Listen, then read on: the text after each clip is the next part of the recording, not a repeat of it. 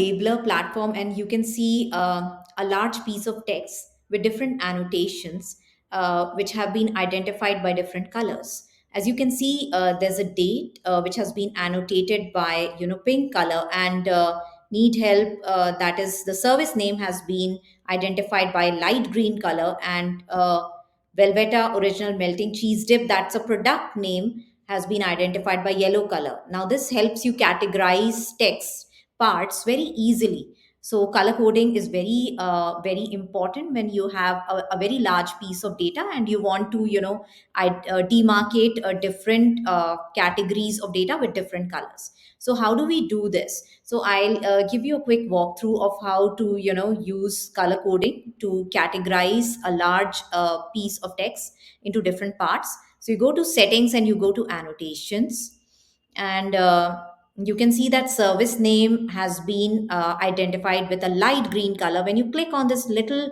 light green colored box, you'll see the hex code here.